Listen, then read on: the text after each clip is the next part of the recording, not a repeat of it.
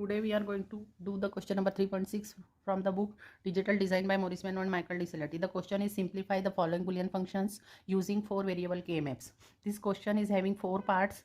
We have done all the parts and we will start with A part. In the A part, the function is a dash b dash c dash d plus a c dash d dash plus b dash c d dash plus a dash b c d plus b c dash d.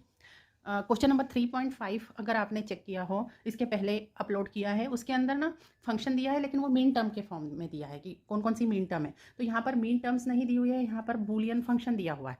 ठीक है, तो ये वाला थोड़ा सा उस 3.5 के comparison में थोड़ा सा टफ है, तो थोड़ा ध्यान दीजिएगा आप. यहाँ पर जैसे हमने 4 वेरिएबल है, ABCD आपको दिखना है, तो जो आपकी MSB है वो A है और आपकी LSB least significant bit D है. तो आप CD हॉरिजॉन्टली लेंगे और AB वर्टिकल ले लेंगे. ठीक है, तो 0 0 0 1 1 1 1 0 लेते थे, तो यहाँ पर आप लिख लीजिए 0 0 के ऊपर लिख लीजिए C डैश D डैश 0 1, मतलब C की वैल्यू 0 है, D की वैल्यू 1 है. 0 होती है तो कॉम्प्लीमेंट लिखते हैं तो C डैश, और 1 होता है तो लिटरल को वैसे ही लिखते हैं तो D 1 1. ये पहला 1 C के लिए है, दूसरा 1 D के लिए है. पहला 1 C के लिए है और ये 0 D के लिए, इसलिए D डैश लिखा है ना. तो इसी तरीके से यहाँ पर ए बी को भी लिख लेंगे तो ए डैश बी डैश, ए डैश बी 0 1 है तो ए डैश बी, 1 1 है तो ए बी, 1 0 है तो ए बी डैश. ठीक है, अब इससे क्या हेल्प मिलेगी, देखिए अब आप देखिए cell A dash B dash C dash D. तो आप ए डैश बी डैश वाली रो देख लें, ए डैश बी डैश वाली रो, और इसके अंदर ऊपर से देखिए सी डैश डी वाला कॉलम. तो सी डैश डी वाला कॉलम मतलब ये वाला है, मतलब यहाँ पर 1 एंटर हो जाएगा, है ना. अगला है ए सी डैश डी डैश. तो पहले तो सी डैश डी डैश देख लें, क्योंकि सी डैश डी डैश का ये सीधा ऊपर से एक कॉलम आ रहा है, सी डैश डी डैश, है ना. और यहाँ पर ए है, इन दोनों रोज में ए है, तो यहाँ पर सी डैश डी डैश वाले में ए सी डैश डी डैश है, तो सी डैश डी डैश के कॉलम में आप ए वाले में 1 एंटर करें. देखिए इन दोनों में ए है ना, अंडरस्टूड. इन दोनों में ए है, इन दोनों में सी है, ठीक है, इन दोनों में डी है. ओके,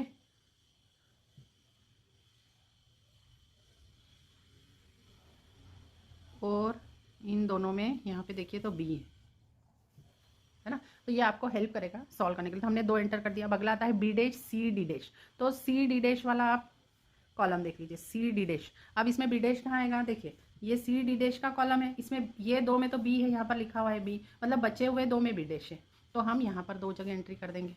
ठीक, अगला आता है A dash B C D. तो अब सी डी वाला कॉलम ले लें, तो ये सी डी वाला कॉलम, इसमें हमें लेना है ए डैश बी. तो ए डैश बी यहाँ पर देख ले, ए डैश बी ये वाला, तो इन दोनों का क्रॉस सेक्शन देख ले, तो ये यहाँ पर आ जाएगा. अगला आ रहा है बी सी डैश डी. तो सी डैश डी वाला देख लें, सी डैश डी वाला कॉलम ये वाला है, और इसमें आपको बी लेना है ना. तो बी हमारे ये 2 रो में बी है, यहाँ पर बी लिखा है ना, ये 2 रो में बी है. तो C dash D B C dash D, मतलब ये 2 सेल्स आएंगे, तो यहाँ पर 1 आ जाएगा. यहाँ पे ये जो सम है ना, यहाँ पर डी डैश है क्वेश्चन में दिया हुआ, तो यहाँ पर ये 1 ना आते हुए ये वाला 1 यहाँ पर नहीं आएगा, ये 1 A dash B dash C dash D dash, तो ये यहाँ पर आएगा. ठीक है, ये मेरी मिस्टेक हो गई थी. अब हम इसकी ग्रुपिंग करते हैं. तो अब इसका ग्रुप करने के लिए आपको ये ध्यान रखना है कि ये जो 4 कॉर्नर के जो होते हैं ना, उनका एक 4 का ग्रुप होता है. अगर 4 कॉर्नर पे 1 बनते हैं तो ये ग्रुप हो गया. ठीक है, उसके बाद अब ये 4 1 बच गए हैं, तो ये 4 1 बचे हैं, तो ये ग्रुप इस तरह से आप करेंगे, इन 2 को ग्रुप करेंगे और इन 2 को ग्रुप करेंगे. आप जल्दबाजी में अगर इन 2 को ग्रुप कर देंगे तो फिर ये 1 और ये 1 बच जाते हैं, जिनकी हम पेयर नहीं बना पाएंगे, इसलिए आप इन 2 को ग्रुप करें और इन 2 को ग्रुप करें. ठीक है, अब इसका आंसर लिखिए. इस 4 की ग्रुपिंग के लिए क्या हो जाएगा, इन दो रोज़ में आप जाइए, किसकी वैल्यू सेम आ रही है, बी डैश की वैल्यू सेम है. देखिए 0 है ना, तो बी डैश आ जाएगा यहाँ पर, और हम ऊपर जाएंगे तब आप देखिए डी डैश की वैल्यू 0 आ रही, तो बी डैश डी डैश आ जाएगा यहाँ पर. अब इसके लिए, इस पेयर के लिए देखिए क्या हो जाएगा, यहाँ पर ए डैश बी तो आ ही जाएगा आपका, और ऊपर जाएंगे, जब ऊपर जाएंगे तो यहाँ पर देखिए दोनों में डी का वैल्यू सेम है, तो ए डैश बी डी. ठीक है, अब ये वाला बचता है, इसके लिए क्या हो जाएगा, ए बी तो आ ही जाएगा, ए बी, और ऊपर जाएंगे तो सी डैश की वैल्यू सेम हो रही है, मतलब 0 0 हो रही है ना, तो सी डैश. तो आपका एफ इज इक्वल टू क्या आया, B dash D dash plus A dash B D plus A B C dash. तो देखिए आपका एक्सप्रेशन यहाँ पर इतना बड़ा एक्सप्रेशन था, विद द हेल्प ऑफ के मैप ये रिड्यूस हो गया है।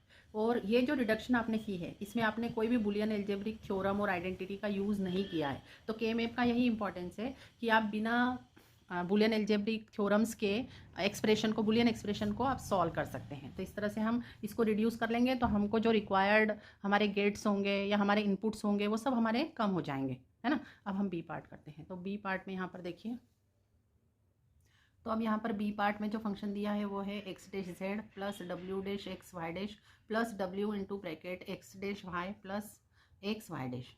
ठीक है, अब हमको इसको 4 वेरिएबल के मैप से सॉल्व करना है। पहले आप चेक कर ले कि इसमें टोटल 4 वेरिएबल्स है या नहीं, क्योंकि देखिए यहाँ पर डब्ल्यू एक्स वाई और जेड 4 वेरिएबल्स हैं। तो आपने 16 सेल्स का के मैप बना लिया। के मैप बनाने के बाद आप यहाँ पर डब्ल्यू एक्स वर्टिकल ले लें और वाई जेड हॉरिजॉन्टल ले लें। और यहाँ पर 0 0 0 1 1 1 1 0 0 0 0 1 1 1 1 0। अब जहाँ पर 0 होता है वहाँ पर हम कॉम्प्लीमेंट लिखते हैं। तो ये पहला वाला 0 y के लिए है इसलिए y कॉम्प्लीमेंट लिखा, दूसरा वाला 0 z के लिए इसलिए z कॉम्प्लीमेंट लिखा। इसी तरीके से हम यहाँ पर लिख देंगे y complement z, y z complement. यहाँ पर लिख देंगे w complement x complement, w complement x, w x x, w x complement.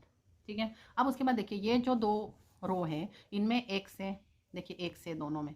ये जो 2 कॉलम आ रहे हैं इनमें z है तो z लिख दिया है, इन दोनों कॉलम में y है तो y लिख दिया है। ठीक है, और इन दोनों रोज में w है, दोनों में w है इसलिए यहाँ पर w लिख लिया। अब ये हमें हेल्प करता है इसलिए हमें लिखना है यहाँ पर। अब देखिए आपकी पहली टर्म क्या है, x डैश z। तो आप जो z जहाँ पर है, देखिए यहाँ पर जो z है ना, नीचे z है, तो आपको इन 8 सेल्स में एंट्री करनी है, लेकिन वहाँ पर एंट्री करनी है जहाँ पर x डैश हो, जहाँ पर क्या हो, x डैश हो। यहाँ पर z तो है लेकिन चेक करना है कि अब यहाँ पर x डैश है कि नहीं। तो ये z वाला हो गया, अब ये x वाला हो गया। तो x डैश किस में होगा, इनमें होगा x डैश। तो z और x डैश का कॉमन वाला कौन सा हो गया, देखिए यहाँ पर आ जाएगा, राइट। अब इसके बाद आप देखिए w dash x y dash, है ना। तो आप w डैश एक्स वाला देख लीजिए, w डैश एक्स कहाँ पर है, ये रहा w डैश एक्स। तो आपकी ये वाली रो हो गई। अब इसमें देखिए y डैश कहाँ पर है, y डैश इन 2 में है, इन 2 कॉलम में, इन 2 में y है इसलिए यहाँ पर 2 एंटर कर देंगे आप 1, है ना। उसके बाद प्लस w इंटू ब्रैकेट है, तो w तो है ही, तो आप w वाले मतलब ये नीचे के 8 आ जाएंगे। यहाँ पर w है ना इसलिए ये नीचे के 8 आ जाएंगे, इनमें एंटर करना है। लेकिन हमें कहाँ करना है, x डैश y में। तो अब ये नीचे के इसमें x डैश देख लीजिए कहाँ पर है, तो x डैश नीचे है, सिर्फ नीचे है। अब इनमें से ये 2 में तो भरा हुआ है तो इन 2 की चिंता है, इन दोनों में अब y देख लीजिए कहाँ पर है। तो y लास्ट में, यहाँ पर y डैश है तो यहाँ नहीं आएगा, यहाँ पे ही आएगा। और अगला आ जाएगा w x y डैश। तो w वाली तो ये 8 हुई, है ना। इसके साथ x वाली मतलब कौन सी हुई, ये w के लिए है, ठीक है, और ये x के लिए। तो w, ये 2 रो w के लिए है, ये 2 रो x के लिए। तो कॉमन दोनों के लिए कौन सी हुई है, बीच वाली। और इसमें y डैश कहाँ पर है, अब ऊपर देख लीजिए, तो y डैश इन 2 में है, इन 2 में y है तो ये नहीं आएंगे, ये 2 आ जाएंगे। एक्चुअली जब इस तरह से दिया हुआ होता है, बुलियन एक्सप्रेशन में दिया होता है, तब थोड़ा एंट्री करना टफ होता है comparative to the when the function is given in the form of mean terms.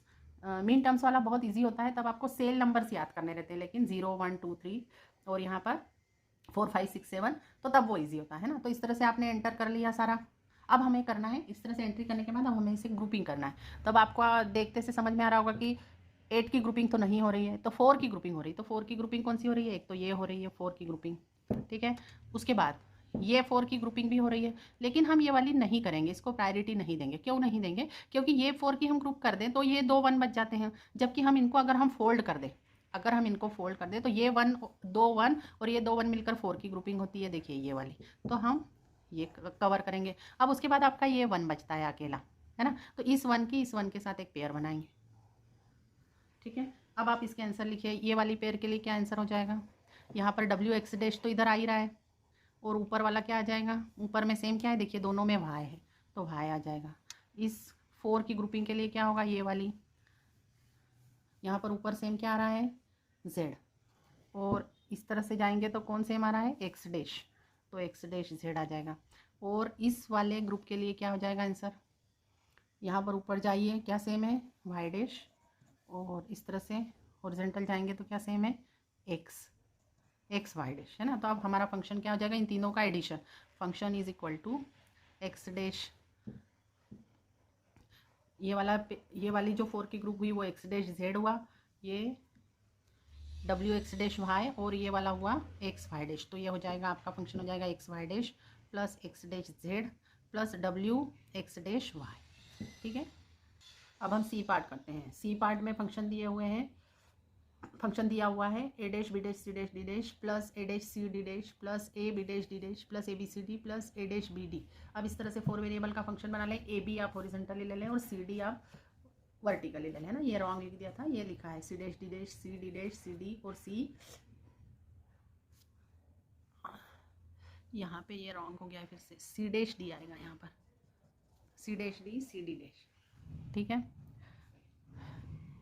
अब हम एंटर करेंगे A dash B dash C dash D dash, मतलब ये वाली आपकी सेल आएगी, इसलिए यहाँ पर 1 एंटर करेंगे। अगला है A dash C D dash, C D dash मतलब आपका ये वाला कॉलम आ रहा है, ये वाले कॉलम में आप ए डैश देख लें, ए डैश ये पहले 2 में है ना, पहले 2 में है, तो यहाँ पर 2 जगह 1 एंटर हो जाएगा। अब तीसरे का देख रहे हैं A B dash, A B dash मतलब कौन सा है आपका, ए बी डैश मतलब ये लास्ट वाली रो, इसमें आप डी डैश देख लें, डी डैश कहाँ है, इन 2 जगह, देखिए यहाँ पर डी डैश और डी डैश है, ये 2 जगह तो डी है, तो यहाँ पर 2 जगह 1 एंटर हो जाएगा। अगला है ए बी सी डी, तो ए बी वाला देख लें, ए बी और सी डी ये वाला, तो यहाँ पर 1 एंटर हो जाएगा। उसके बाद लास्ट बचता है ए डैश बी डी, तो ए डैश बी देख लें कौन सी रो है, ए डैश बी ये वाली रो है, और इसमें डी कहाँ पर है, डी इन दो कॉलम में, तो इसका इंटरसेक्शन ए डैश बी और डी का इंटरसेक्शन मतलब ये 2।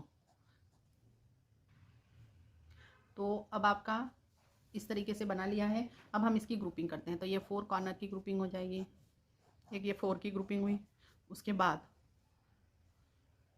ये 2 की ग्रुपिंग हुई, इन 2 की ग्रुपिंग हुई, और इन 2 की ग्रुपिंग हुई।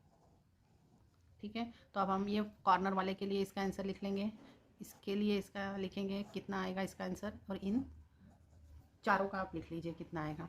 तो ये कॉर्नर वाले का देखिए यहाँ पर ऊपर 0 0 आ रहा है सेम, तो मतलब आपका डी डैश आ जाएगा, और इस तरह से आप जाएंगे तो क्या सेम आ रहा है, बी डैश, देखिए 0 और 0 आ रहा है ना, तो बी डैश सेम आ रहा है, तो बी डैश इस ये जो 2 की ग्रुपिंग है 1 और 1 की ये वाली, जिसका मतलब मैं थोड़ा सा स्पेसिफिक आपको बोल दूँ, यहाँ पर सेल नंबर डाल देती हूँ 0 1 2 3 4 5 6 7 8 9 10 11 12 13 14 और 15।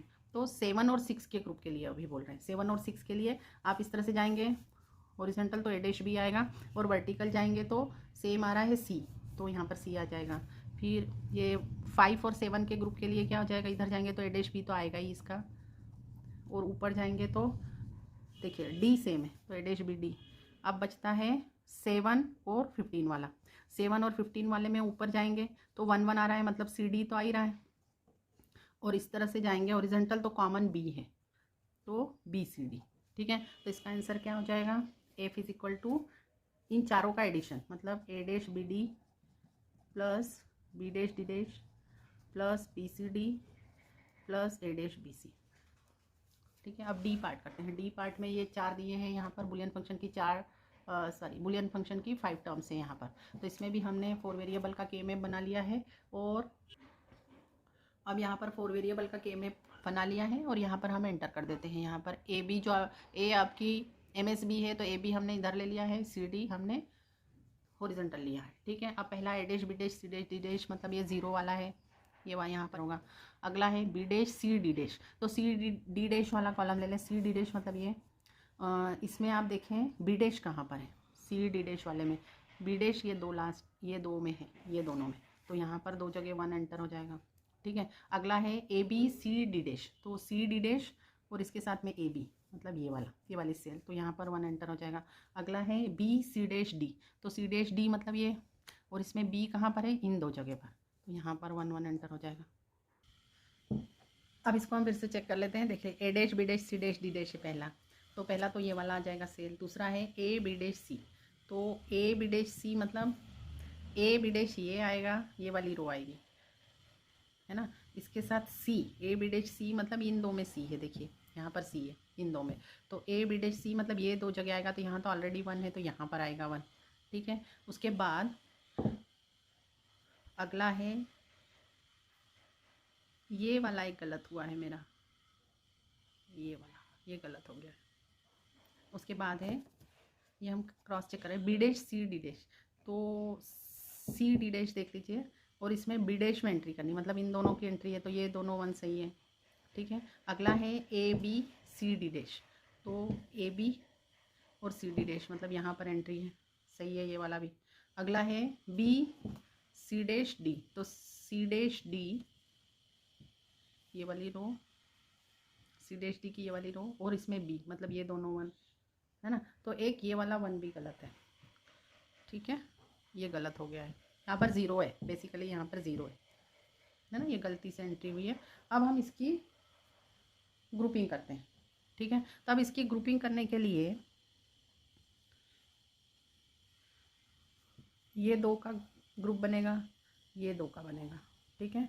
उसके बाद फोल्ड करने पर इन दोनों का बनेगा, तो और इन दोनों का बनेगा। अब आपके सारे 1 कवर हो गए हैं, है ना।